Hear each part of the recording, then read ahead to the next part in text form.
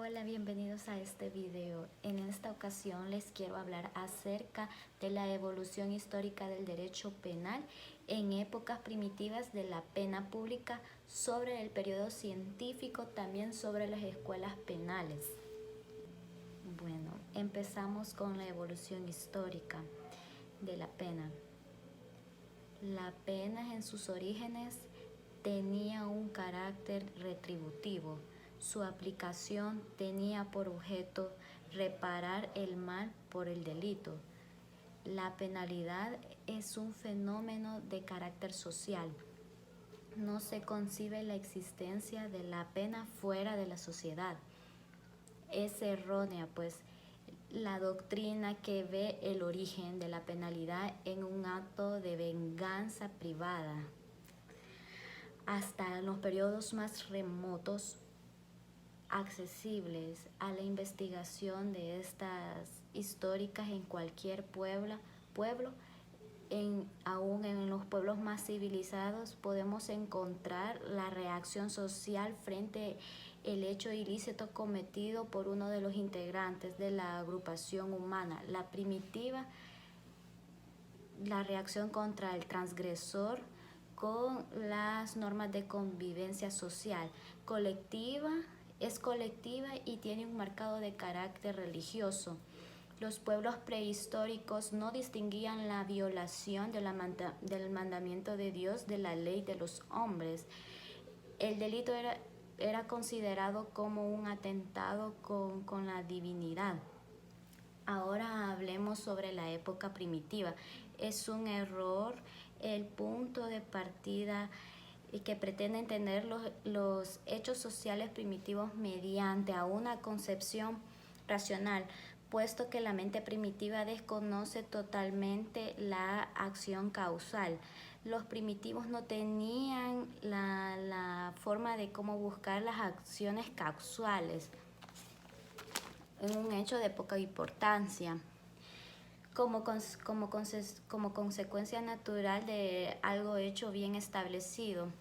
En esta época predominan dos literales, que son la expulsión de la comunidad y de la paz que se podía como disfrutar se encontraba cuando alguien de la tribu había cometido un hecho delictivo, como con cualquiera de uno de ellos, o de alguna ofensa de alguien dentro de la tribu. Una de las formas más primitivas de pena era la ley de la lapidación. El delincuente no podía alegar derecho alguno a vivir en paz con los demás miembros de la propia comunidad. Y también predomina la venganza de la sangre, que era contra el extranjero, que era una lucha entre grupo a grupo, que estos castigaban como una venganza de sangre que propiamente era calificado. Este derecho se va restringiendo hasta que se comprende con los parientes más cercanos. Continúo con la pena pública. Cuando el Estado se fortalece y comprueba que la venganza de la sangre y de las demás formas primitivas de represión turban la paz de la sociedad y destruyen la sociedad de la familia, intervienen con la pena pública y se caracteriza como delitos de primer término que atenta con la propia existencia y así sucesivamente. Los que atacan el orden público o los bienes religiosos y públicos aparece el homicidio, lesiones corporales, las ofensas al honor, etc. También conviene señalar que el derecho penal de la primera época no existe la jurisdicción.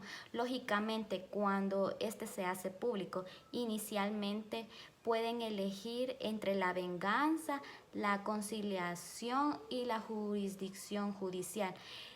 Esto se apela en el periodo científico del derecho penal. En el estudio del delincuente se garantiza. Conviene señalar que el derecho penal de la primera época no existe la acción judicial, cuya conquista aparece lógicamente cuando éste se hace pública. Inicialmente pueden elegir entre la venganza, la conciliación y la jurisdicción judicial. Esto conlleva al periodo científico del derecho penal, con el estudio del delincuente.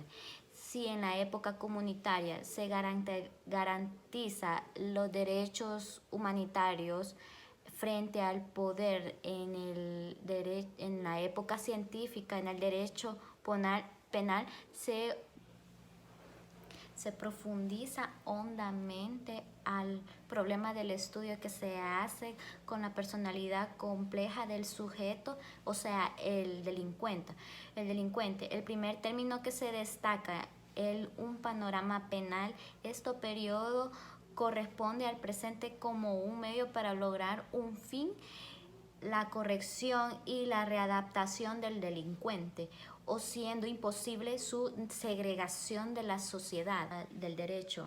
Está la escuela clásica que se forma a principios del siglo XIX, cuando comienzan las ideas liberales relacionadas con el delito de la pena, como se conoce como una escuela clase, sino que constituyó ni mucho menos una tendencia doctrinaria. Se trata de la unificación de tal denominación que diversas corrientes entonces vigentes, no solo en Italia, sino que también en otros países a los cuales empezó la escuela positiva. La escuela positivista, como es llamada también, fue dada por sus propios partidarios, quienes reivindicaron para el derecho penal en método inductivo propio de una época en la cual se observa un acelerado desarrollo de las ciencias del ser o naturales, o las cuales tenían que sumarse en la disciplina. Si se quería alcanzar un rango de ciencia, es por ello que la pena no se concibe como un castigo, sino como un medio de un periodo social, cuyo, teniendo en cuenta más la peligrosidad del delincuente, llegado por un tiempo determinado si fuera necesario. El positivismo era de todo. El libre albedrío como fundamento de la responsabilidad penal, planteando la responsabilidad social. La tercera escuela italiana, a la cual tuvo como representante a Manuel Cornavale con su obra Una tercera escuela del derecho penal en Italia en 1891, y a Bernardino Alemana, esta escuela concibe como un instrumento de defensa nacional, como funciones preventivas y de readaptación del delincuente, que deben marcarse en dos límites: mínimo como sufrimiento y máxima como defensa social. También existe en este periodo las escuelas modernas. También existe dos periodos de las escuelas modernas: la escuela política criminalista, que participa o hace uso de las concepciones de las escuelas fundamentales, la clásica y la positivista, tratando de poner orden en sus postulados. En esta escuela está como las más avanzadas por sus aportes en lo referente de la pena. En la pena se puede mencionar que esta tiene un fin que aplica a los imputados. Ahora bien, estamos en la escuela de la defensa social, al igual que otras, se ubican dentro de la corriente de la nueva política criminal, que constituye un pensamiento político criminal fundamental en investigaciones criminológicas.